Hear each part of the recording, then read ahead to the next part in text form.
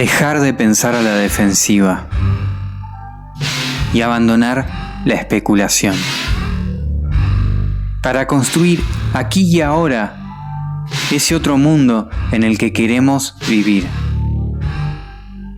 Estos son los tópicos que nos llevan a conversar en torno al qué y al cómo hay que hacer para realmente construir un después de Milei.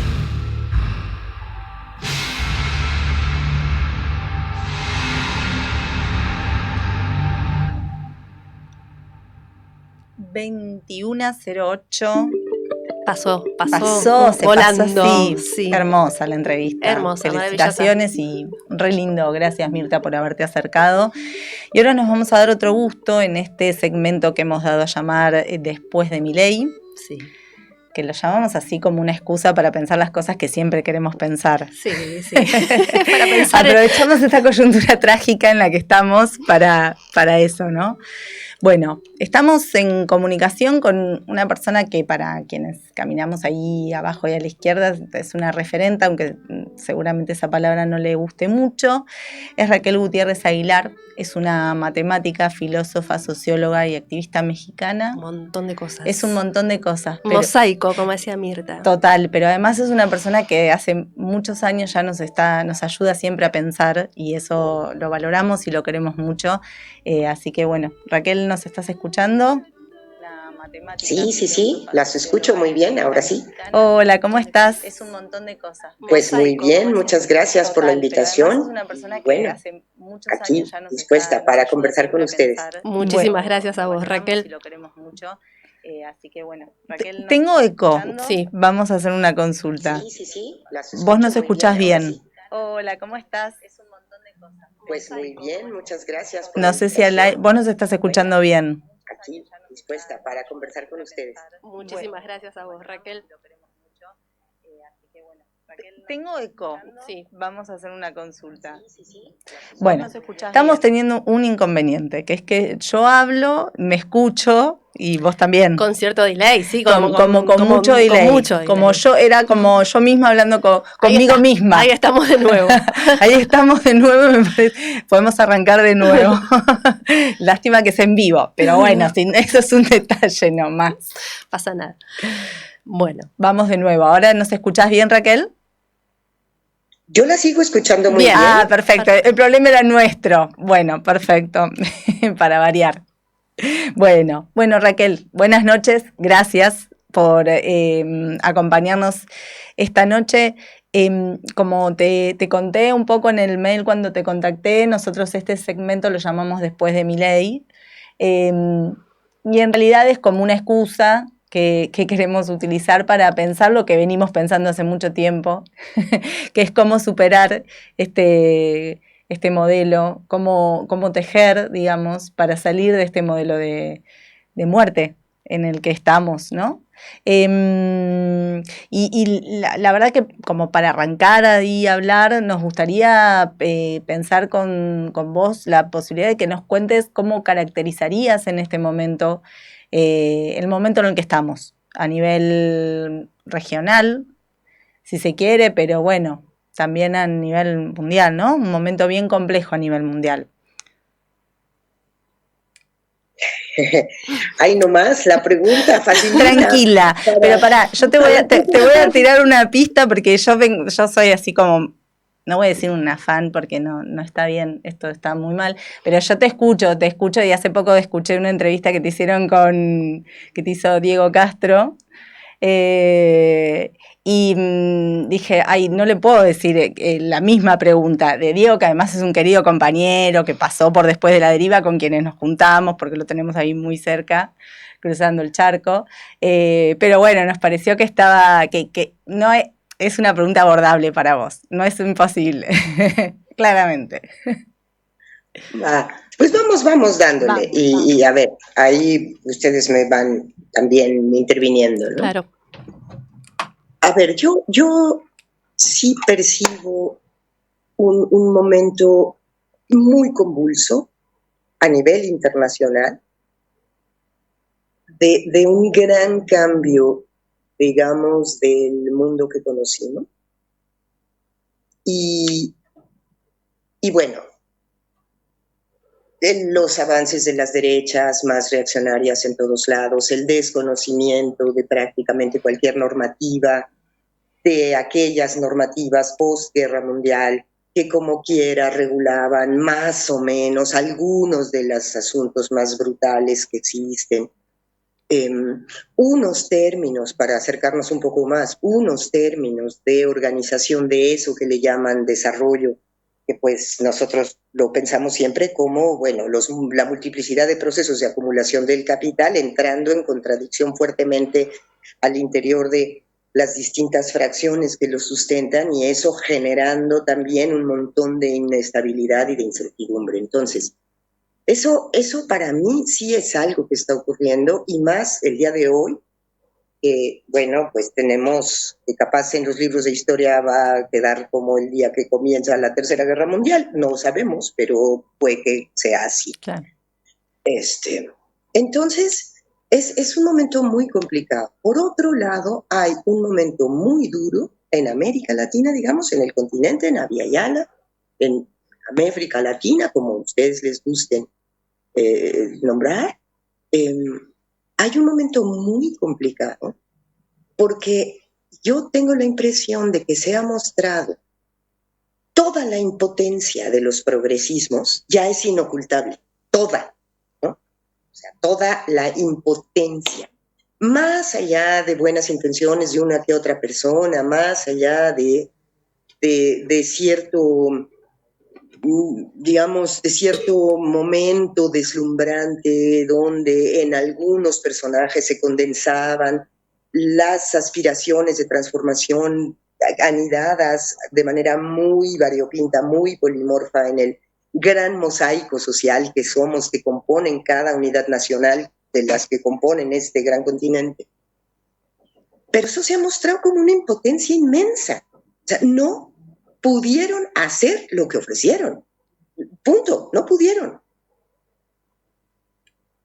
Y eso, en varios países también, pues ha hecho que, por la vía de este mecanismo que todavía no acaba de descuadrarse ni de descarrilarse completamente, que es la democracia procedimental con sus periodos electorales cíclicos, que son un momento de alta desorganización de las acciones de acuerpamiento y digamos, de composición de diferencias desde abajo para ir intentando hacer una producción más común, para ir abriendo horizontes de transformación, etcétera. Ese mecanismo ha estado produciendo monstruos en las últimas temporadas. Entonces, desde que apareció Bolsonaro, luego ustedes tienen a este señor, adora perros muertos, luego está ese otro caballero en Ecuador que vamos, ¿no? Entre Junior y Narco, no sabemos bien de la gira. En fin. Bueno, y Bukele, que es así como la demencia hecha persona, ¿no? O sea, el autoritarismo más brutal, las cosas así. Y tenemos entonces un progresismo impotente y una derecha enloquecida.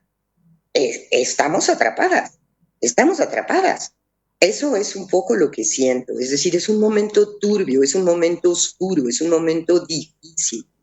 Es un momento, acá decimos, que para quienes, en el lenguaje que ustedes pusieron, de quienes estamos abajo y a la izquierda, quienes, en mi, digamos, forma de querer expresar lo que yo hago, es quienes estamos siempre trabajando por producir tramas antipatriarcales por lo común, es un momento en el que necesitamos refugio, respaldo entre unas y otras, entre unas y otros, entre otros y unas, etcétera, y reflexión.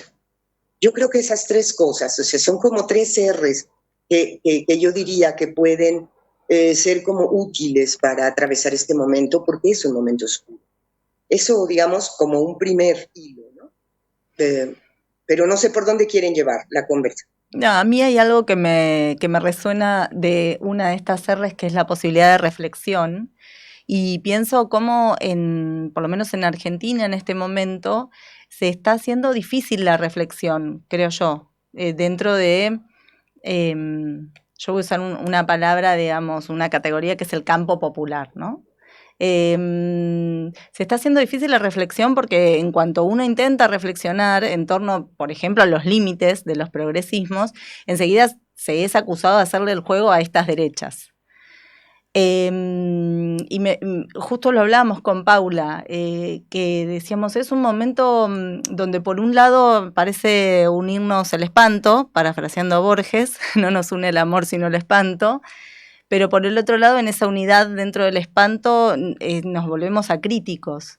Entonces, México supuestamente está pasando otro proceso, supuestamente, eso me lo vas a contar vos. Ya intuyo tu respuesta, pero bueno, supuestamente no tendrían una presidencia así, una presidenta de las características de Milei.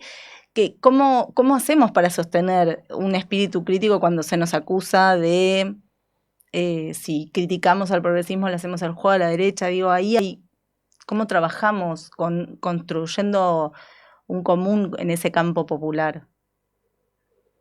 Mira, yo ahí pienso un asunto. En esta reflexión hay que ser crítica, autocrítica y dura, con una misma y con el resto. Así siento yo, ¿no?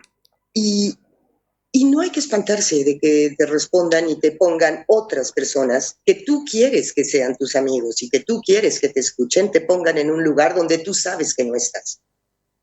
Ese es un poco el truco. Por eso esta cuestión polarizadora de o estás conmigo o no, o eres parte del enemigo, le haces el juego a la derecha, etcétera, es un mecanismo brutal de despolitización. Y lo hemos estado viendo en todos los lugares, porque es un mecanismo que silencia. Entonces, bueno, ahí apoyarse, yo creo, en muchas de estas, digamos, conocimientos sintéticos que ya hay brindados por luchas feministas de mucho tiempo atrás, que es aquí no estamos para complacer, aquí no estamos para complacer. Estamos para decir, estamos para pensar, estamos para buscar, estamos para reconstruir, en fin. Entonces, ese ha sido un mecanismo tremendo, tremendo, y yo quiero poner un punto duro, digamos, dentro del debate continental, aprovechando que estamos en este debate.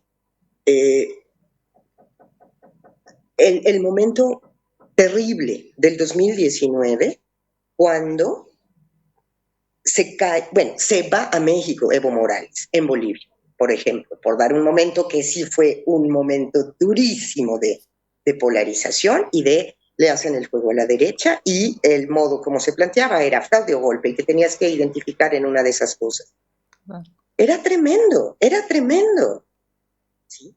Cuando una trataba de explicar en aquellos años, no hay un rechazo pleno al MAS, porque todavía no lo había, pleno. Hay un rechazo a la perpetuación de Evo. Hay un esfuerzo por que no se atrinchere ni se atornille a un cargo un solo personaje por más méritos que tenga. Eso no va con la tradición comunitaria, eso no va con las formas de hacer política que hemos ido ensayando a lo largo de los últimos 20 o 30 años.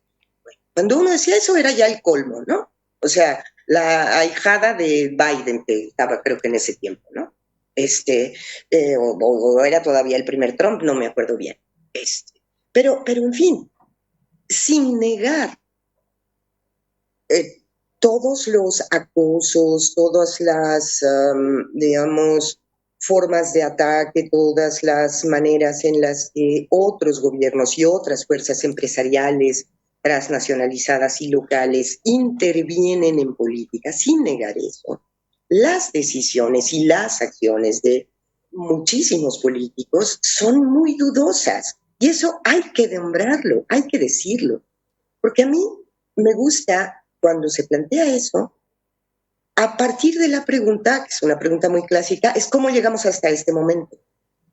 O sea, ¿cómo llegamos hasta aquí? O sea, ¿qué pasó? Porque en el momento del auge, en el momento en el que se estabiliza ciertos términos de la acumulación y se establecen ciertos términos de redistribución, que es como más o menos había pasado en el gobierno mexicano, para ir al gobierno mexicano después, en el sexenio anterior, sexenio porque nosotros tenemos periodos de 6 años, ¿no? Por eso nuestros periodos son sexenales. Entonces,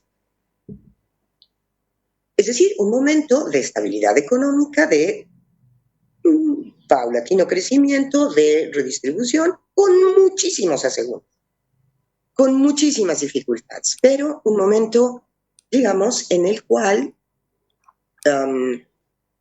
toda la narrativa de ese gobierno progresista se planteaba en términos de poner un alto a lo que estaba pasando con anterioridad, ¿sí?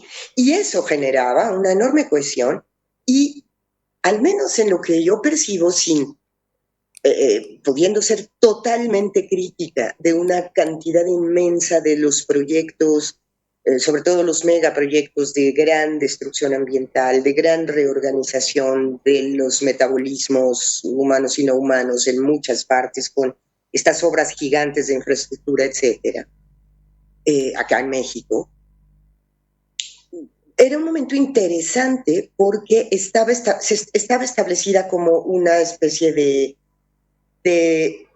esperanza en que las cosas podían transformarse y de que ciertos ámbitos de las culturas populares, etcétera, iban a ser respetadas, iban a ser tomadas en cuenta.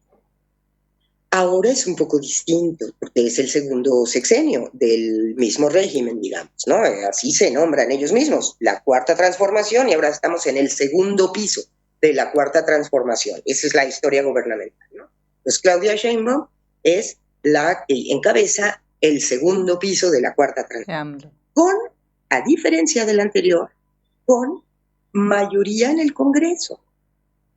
Con mayoría en el Congreso. Entonces, con capacidad de cumplir sus promesas. Y diríamos en muy buen mexicano, ahí es donde la puerca está torciendo el rabo, porque eso no está pasando. Acaban de pasar, por ejemplo, aquí en México, una inmensa, intensa, feroz movilización del magisterio organizado democráticamente. Hay otro sector grande del magisterio organizado, del magisterio de las escuelas públicas de primaria, de secundaria, etcétera, ¿no? Hay unos sindicalizados en unas organizaciones más democráticas y unas claramente organizaciones paraestatales, digamos, ¿no? Pero los organizados bajo la Coordinadora Nacional de Trabajadores de la Educación se movilizaron enormemente a lo largo del mes de mayo, con una demanda que incumbe al conjunto, con la demanda de reformar la ley de pensiones. O sea, sabemos de qué estamos hablando. Ustedes tienen sus miércoles de baile, o sea, de show, de colisión, de cosas más graves o menos graves, pues, pero tienen un sistema absolutamente deteriorado en las pensiones. Total. Bueno, acá nosotros estamos igual. ¿Y qué se le planteaba al régimen progresista del segundo piso de la cuarta transformación? Pues cambiaremos la ley, o sea, borren esa ley de las AFORES.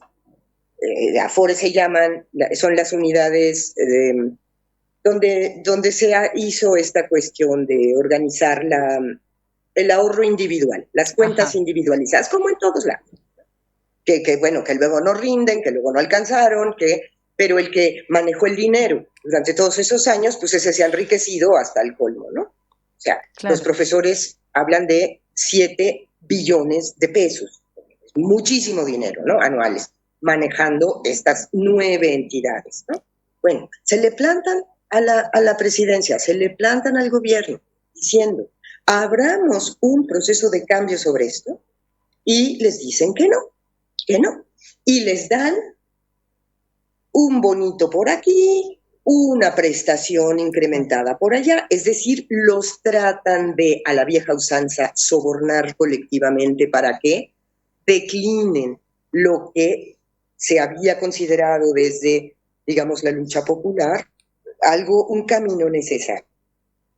Fue bastante difícil que se fueran los profesores de la Ciudad de México, porque vinieron acá de muchos lados, de muchos estados del país, y se acamparon en esa gran explanada del Zócalo. Era como un pequeño pueblo que habían construido. Estuvieron muchos días en lo que aquí se llama, como forma de lucha, se llama plantón, que te plantas y empiezas a construir vivienda precaria, pues, allí, ¿no? Estorbándole a todos, ocupando las calles, en fin. Costó bastante trabajo que se fuera. Y lograron hacerlo sin plenamente reprimir, con forcejeos, en fin, pero los lograron convencer porque pusieron una especie de no general. ¿Cuál es el argumento para no atender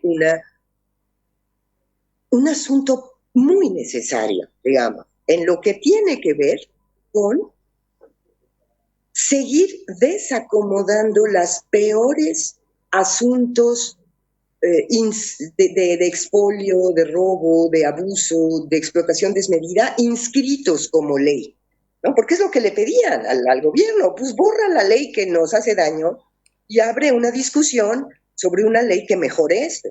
Les contestaban, no se puede en estos momentos porque no alcanza el presupuesto.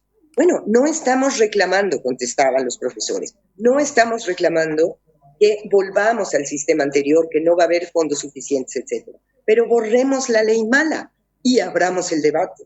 Claro. Y calculemos para qué alcanza.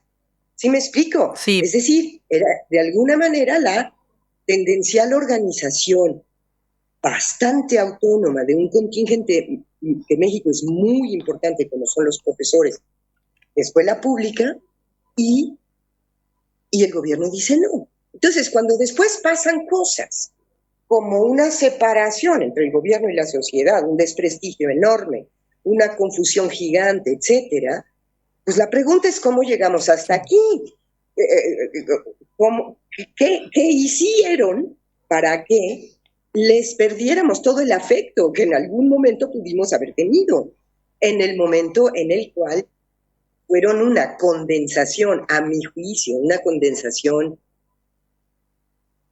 deforme, defectuosa, parcial, pero una condensación de anhelos de transformación. No sé si más o menos me sigue, ¿no? Claramente. Entonces, eso es un poco lo que yo siento, ¿no? Y que la exigencia en esa reflexión de crítica y autocrítica dura es muy importante. Es muy importante. Y una autocrítica que no sea flagelosa, no es asumo culpas, no sé qué. No tiene que ver con eso. Tiene que ver con mirar estos hilos de energía social, de vitalidad que va, que se nuclea, que genera confianza, que adquiere capacidad de irrupción en el espacio público, etcétera, y que va señalando algunos de los caminos que debieran seguirse. Algunos. Y eso es parte de ir desmontando aspectos de las peores acciones de exacción y explotación y de despojo. En fin, pero eso es lo que, por lo general, los gobiernos progresistas no hacen. ¿Por qué? Porque como, como que los abduce el Estado, es decir, o sea, como que mutan en el Estado. Algo les pasa, algo les ocurre, ¿no? Yo tengo una impresión, es muy general, pero una de las cosas que les pasa es que al quedar adentro del aparato del Estado y estar, digamos, ocupando lugares altos en un orden de mando, empiezan a confundirse muy duro con cómo ocurren los cambios.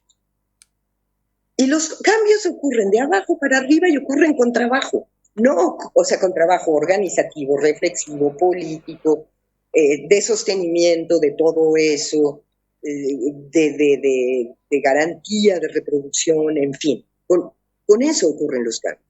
No ocurren porque se tomen las decisiones adecuadas. No sé si me explico. Totalmente. Pero bueno, estamos atrapados en ese loop que ya lleva tiempo. O sea, y yo creo que ya está muy desgastado. Ahora, ¿qué pasa? Cuando se desgasta eso, que también ha sido un mecanismo de contención de las luchas y de encauzamiento de las luchas hacia sus formas más suaves, hacia sus formas más manejables, digamos, como se está notando que pues ya se agotó o se viene agotando este mecanismo, pues directamente ponemos a los Mileis del mundo, a los Bukeles del mundo, y inventamos guerras o sacamos fuerzas represivas a la calle, etcétera. Y hacemos obedecer a todos a golpes y a balazos. Bueno, eso un poco es lo que yo veo que está pasando, ¿no? ¿Y cómo reflexionamos sobre eso? ¿Y cómo nos posicionamos una vez más allí? ¿Y cuáles son, digamos, las fuerzas que en los distintos países se han confundido menos, han tenido capacidad de mantener su autonomía política de manera, digamos, más cuidadosa, de cuidarla, de sostenerla? En fin, y esas fuerzas son las que vuelven a reorganizarse, como un poco estoy planteando que creo yo que está pasando acá, ¿no? Madres buscadoras, ¿no? Que es el otro gigante problema de México, ¿no? Madres buscadoras de hijos e hijas desaparecidos, maestros de educación pública y movimiento feminista en general. Yo tengo la impresión que ahorita son los sectores que más claramente se están apareciendo a disputar el sentido del asunto público, de plantear en qué nos gastamos el dinero, qué necesitamos hacer, qué conviene y qué no, es decir, dar una disputa política de fondo sobre aquello que conviene y lo que no conviene, ¿no? Algo así. En los diferentes países, pues son varias cosas, pero ¿cómo están ustedes? Bueno, ustedes me están entrevistando a mí, pero me gustaría mucho que me cuenten. Bárbaro, qué es estamos lo que pasando un gran ustedes. momento.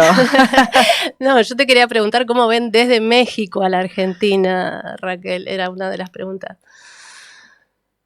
Mira, la vemos con mucha tristeza y nos preocupa mucho y tratamos de estar, digamos, atendiendo y cercanas y colaborando en lo que podamos pues con esas cosas tan tremendas que les andan pasando, digamos, ¿no? A mí me preocupa sobre todo la escalada, digamos, represiva que se va viendo, y más con esa señora Bullrich, ¿no? Que tienen ahí, que es una señora bastante alocada, ¿no? Y bastante matona, ¿no?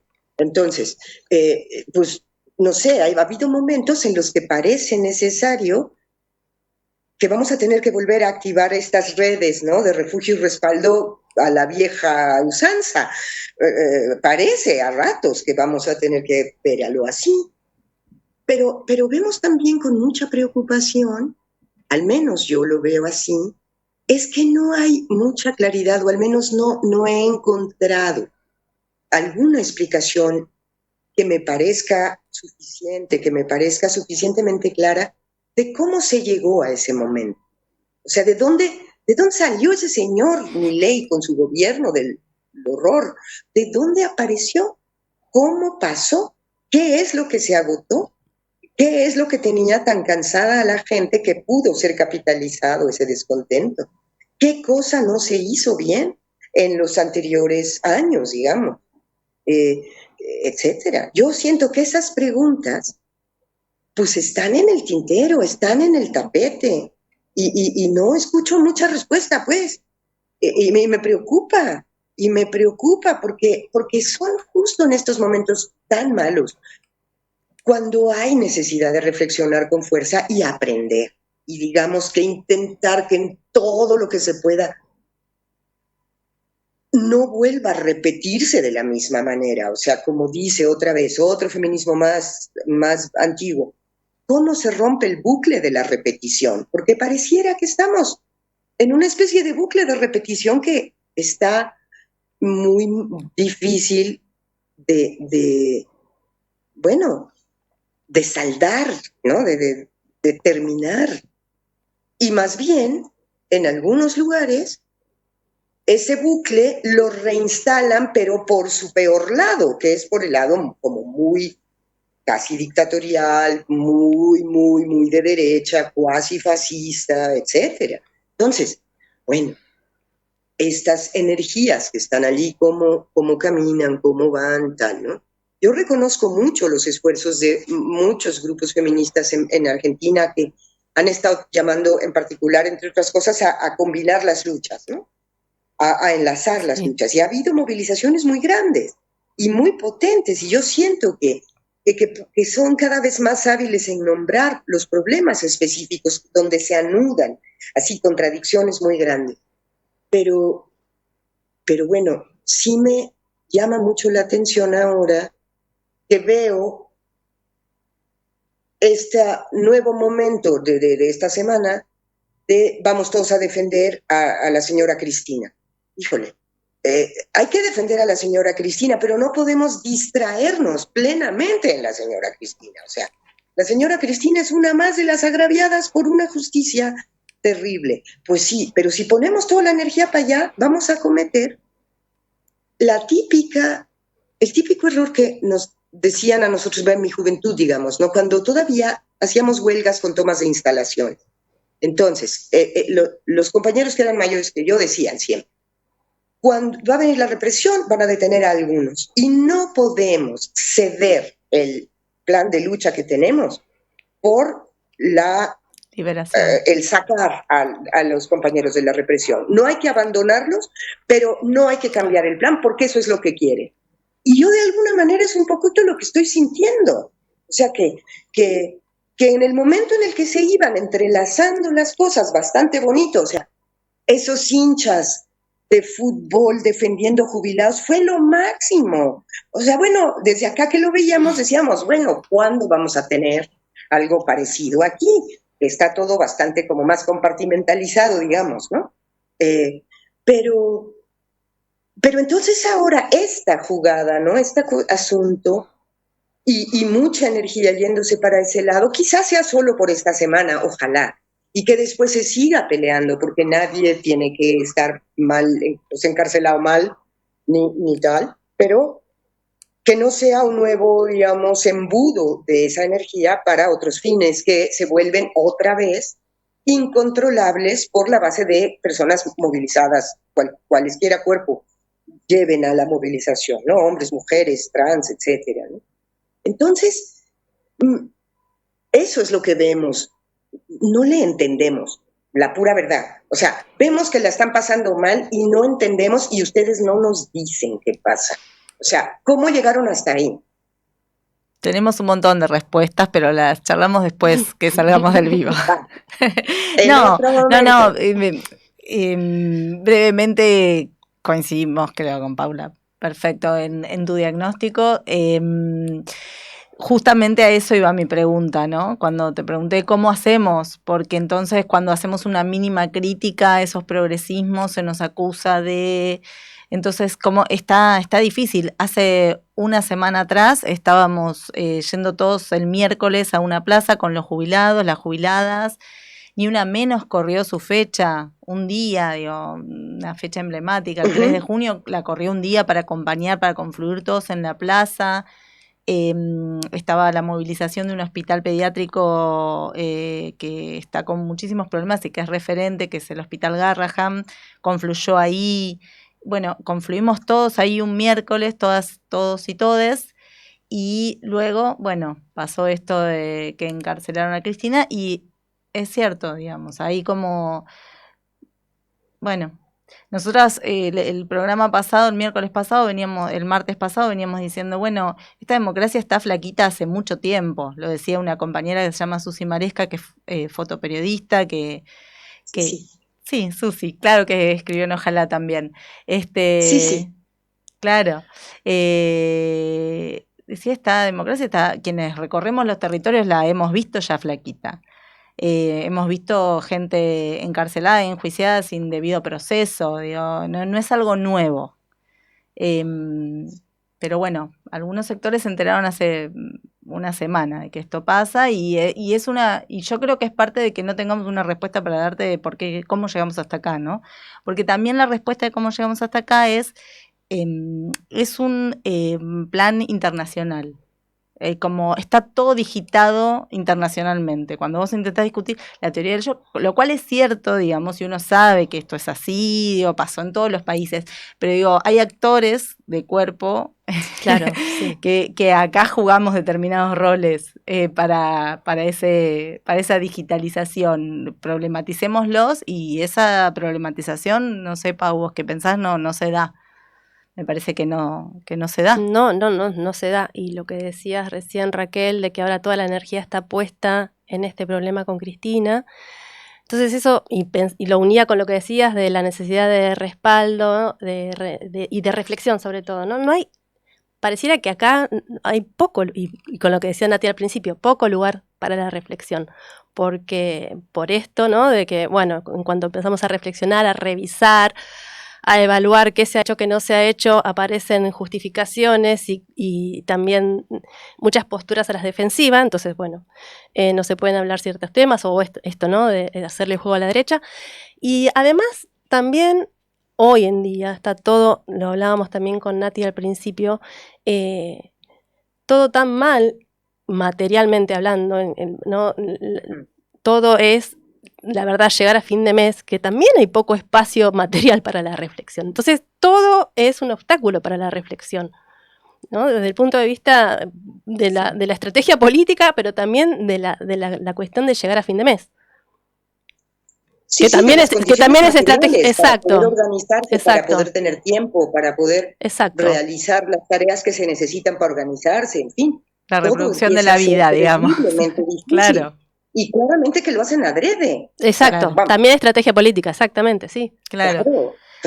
Raquel, vos en esta entrevista que vamos a contar, es un podcast que se llama ¿Qué tiempos son estos? Que están haciendo Diego y su compañero, y está muy bueno, es un ciclo de entrevistas que nosotros le vamos copiando.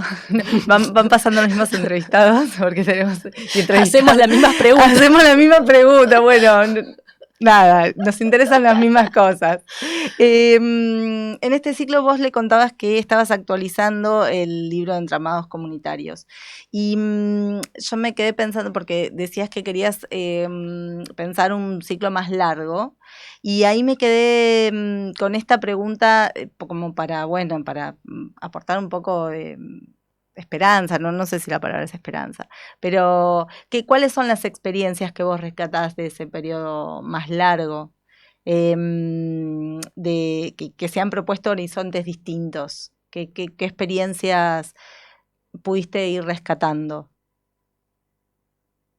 Mira, yo rescato muchas de las luchas puestas en juego a lo largo de todos estos años.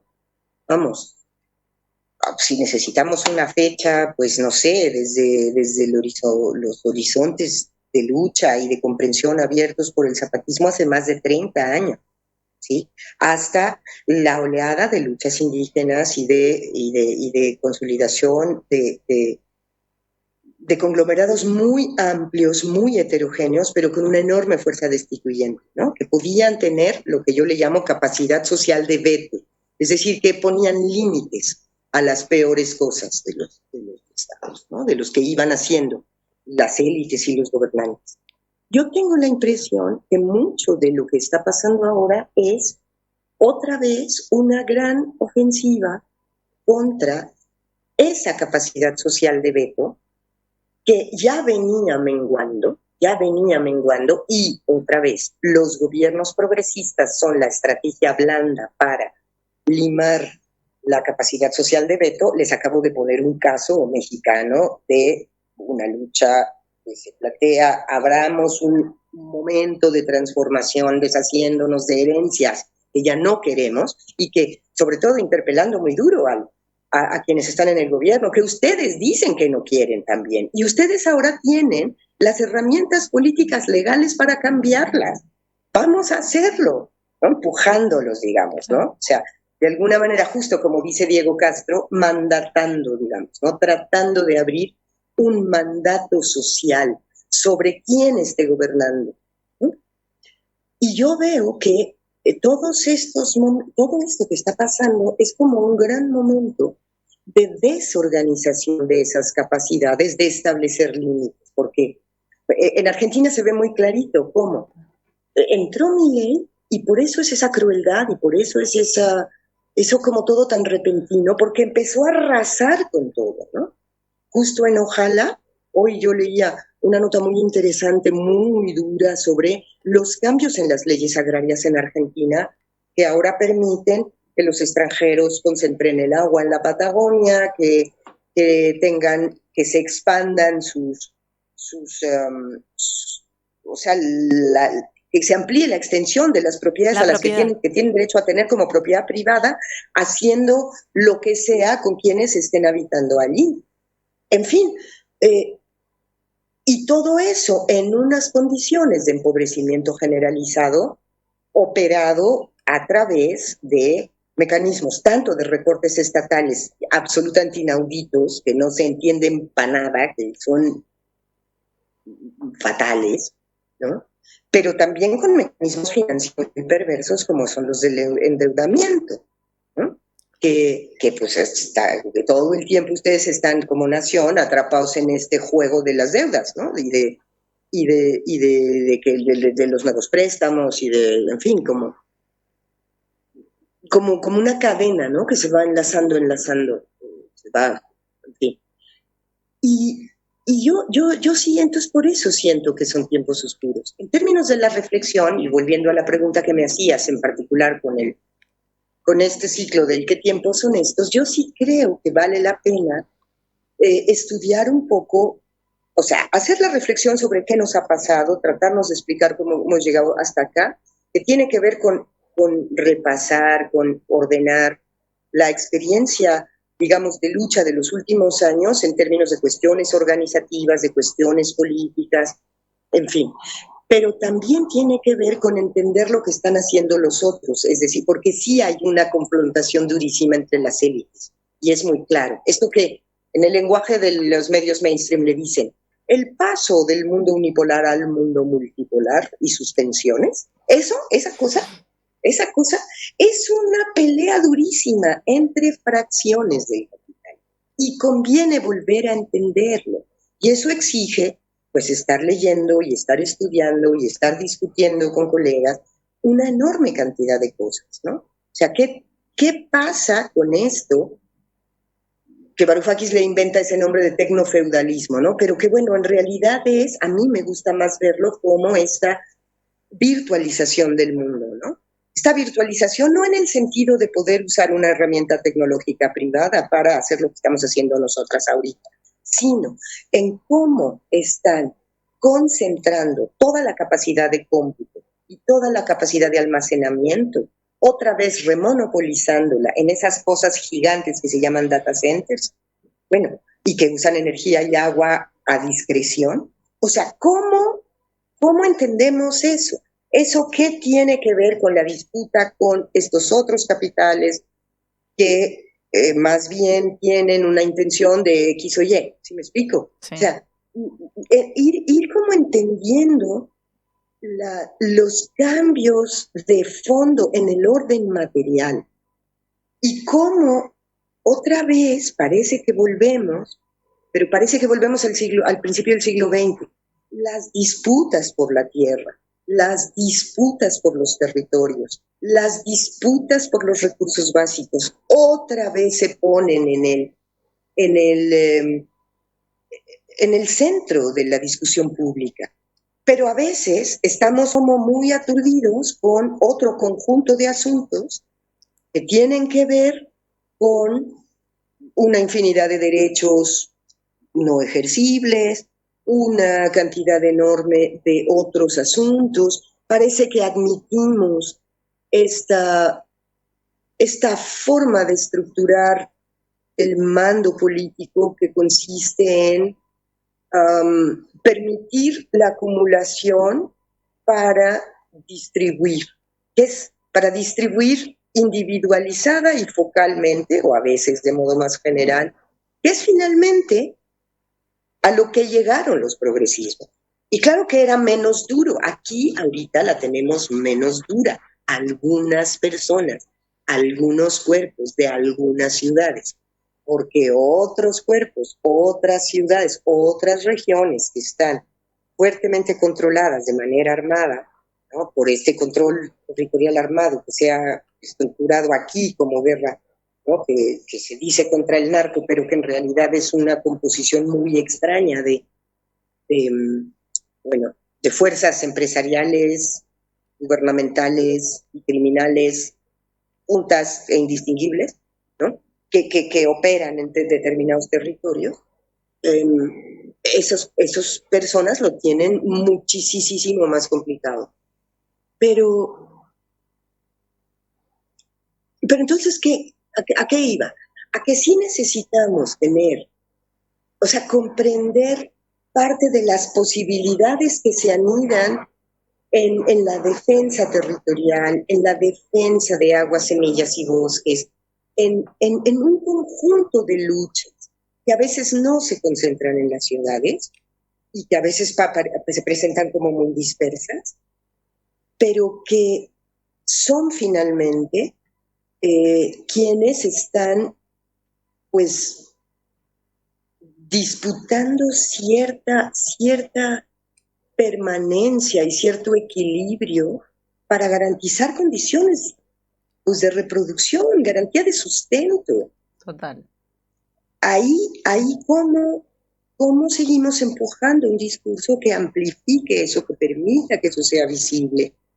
Y cómo vamos haciendo, a mí eso me preocupa mucho, cómo vamos armando un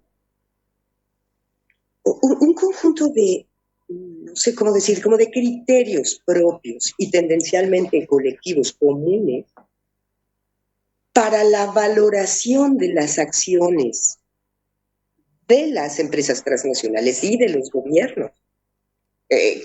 No sé si me siguen, porque de repente es tal confusión, y entonces ahora no sé qué transnacional ya tiene su etiqueta de socialmente responsable y entonces ya no, esa no es de las que hay que confrontar. Pero esta otra no sé qué. O sea, es como que estar muy atentas a los términos en los que fracturan las posibilidades de alianzas y de complicidades que se van tejiendo desde abajo.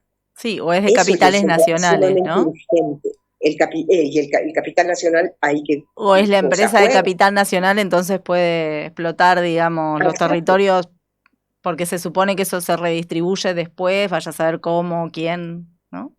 Ahorita aquí en México estamos justo en esa historia, que traemos, o sea, el gobierno de la 4T, como la está viendo tan difícil, porque, bueno, nuestro mercado de casi todos los productos que se hacen en México es Estados Unidos, y ahora que los aranceles, que las del cierre de fronteras, que no queremos sus cosas, que no sé qué, que sí es algo muy grave, pues, ¿no? Porque eso no solo entraña quiebras y cambios en los capitales, sino entraña desempleo, quiebra de las familias, empobrecimiento, en fin, es un momento difícil. Pero, ¿cuál es la idea? La idea es, vamos a ahora hacer otro nuevo plan con los capitales nacionales para garantizar que podamos seguir existiendo de la misma manera sin depender tanto. Es decir, es una especie de recauchutaje del viejo nacionalismo mexicano y su periodo del milagro estabilizador, así se dice en México, el otro periodo de industrialización en México, ¿no? Tuvimos el milagro estabilizador,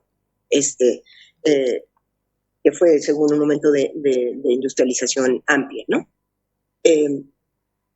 Y eso es un poco lo que está a debate. Cuando hay una cantidad inmensa de cooperativas, de iniciativas, de esfuerzos mucho más chicos, que no son tomados en cuenta, ¿no? Y eso, ¿cómo se articula? Es que ahí ese es el problema, ¿no? Ese es el problema. Yo noto, por eso sigo con tanta atención los esfuerzos, digamos, de articulación que están haciendo ustedes, que están en una peor condición que nosotras, ¿sí? Y por eso me preocupa tanto el que ahora aparezca esta como desviación en el hilo hacia la articulación.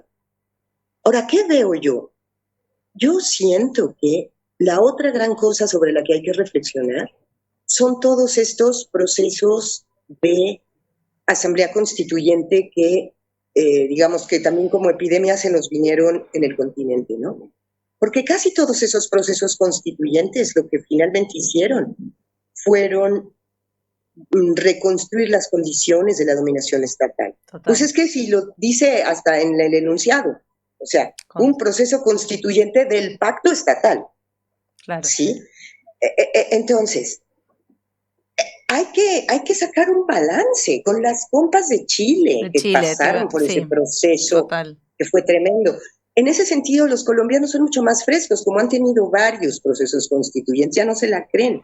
Entonces, es interesante como escucharles y decir, pero ¿qué sabemos acerca de la manera como enormes procesos de lucha, digamos, que se cicatrizaron abruptamente en procesos constituyentes que luego tampoco fueron suficientes? Y no es que yo quiera tirar estas experiencias a la basura, quiero aprender de ellas, quiero aprender de los límites que nos dejaron, no sé si me explico, y eso hacerlo de manera pues más, lo más colectiva posible. Pero sí son temas difíciles de discutir porque, bueno, puedes discutir estas cosas con un determinado conjunto de personas, por juventud y por sector social, porque por otro hay unos que ya nomás no quieren. Y bueno, pues no quieren y ya, ¿qué vamos a hacer? Y nos van a decir derechistas, pues que nos digan. Total. Hablan porque tienen boca, dicen en Bolivia. Y eso sabemos, ¿no? Bien. Tenemos que ir, no puedo creer que ya se pasó una hora. Ya se pasó, quedaron un montón de preguntas. Ay, sí, yo tenía... Vamos a volver a charlar. Raquel, ¿te parece otro día? Pues otro día, en unas semanitas. Dale, en unas semanitas. En unas semanitas, así que pasen y ya otro día quedamos. Vemos, dale, quedamos así. Muchísimas gracias, de verdad, por tu tiempo. Pues, muchas gracias a ustedes. Muchas gracias, Raquel. Nos estaremos viendo en algún otro momento. Bueno, se nos pasó el programa, no pusimos música. No, un montón de preguntas. Un montón. Yo tenía sobre su experiencia, su trayectoria. Sí, pero bueno, sí, totalmente. Bueno, vamos a despedirnos de esta edición 367. Le agradecemos a Ulises Violato y a Facu Martínez Gort que hacen que esto salga así de impecable. Exacto, y todo lo que sale mal es culpa nuestra. Sí, claro. Le agradecemos a Guille Folguera que se quedó ahí detrás, le agradecemos a Sergio Argolella, a Carolina Strongoli, Tomás Batista. Y por favor suscríbanse. Exactamente, porque queremos seguir en el aire, así que necesitamos más suscriptores en Revuelto Radio. Así es, Natalia Concina, Paula Blois, nos encontramos el martes que viene. Así es, nos vemos. Buenas noches.